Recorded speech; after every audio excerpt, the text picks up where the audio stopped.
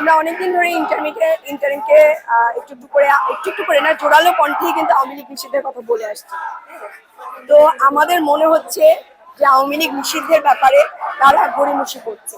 তো আমরা চাই যতক্ষণ পর্যন্ত এই ফ্যাসিবাদী সংগঠন, সন্ত্রাসী সংগঠন, ধর্ষক গোষ্ঠী এবং ধর্ষক গোষ্ঠীর যে সংগঠন, এই সংগঠন যতক্ষণ পর্যন্ত নিষিদ্ধ না হবে, যতক্ষণ পর্যন্ত ব্যান না হবে, ততক্ষণ পর্যন্ত আমরা এই যমুনার পথটা, এই যমুনার রাস্তা ছাড়বো না, প্রধান উপদেষ্টার বাসভবন ছাড়বো না।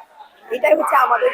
এবং যতক্ষণ পর্যন্ত আওয়ামী লীগ ব্যান না হবে, নিষিদ্ধ না হবে, ততক্ষণ পর্যন্ত কর্মসূচি চলবে। তাতে যদি এই আজকের রাত থেকে শুরু করে পুরো দিনের পর দিন আমাদেরকে এখানে থাকতে হবে, তারপর আমরা এখানে থাকবো। যতক্ষণ পর্যন্ত আওয়ামী লীগ নিষিদ্ধ না হবে, ততক্ষণ পর্যন্ত আমরা এখান থেকে উঠবো না। আমরা একটা তথ্য শুনতে পেরেছি বর্তমান রাষ্ট্রপতির হস্তক্ষেপে সাবেক রাষ্ট্রপতি এই তথ্য আমরাও শুনেছি। এই তথ্য শোনার পর থেকে আমাদের মনে আরো বেশি যে উদ্বেগ এটা জন্ম নিয়েছে।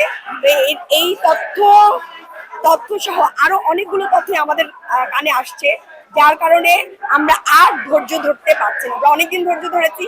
সো আমরা সকল ফ্যাসিবাদ বিরোধী যে সংগঠন, তাদেরকে ঐক্যের ডাক দিয়েছি।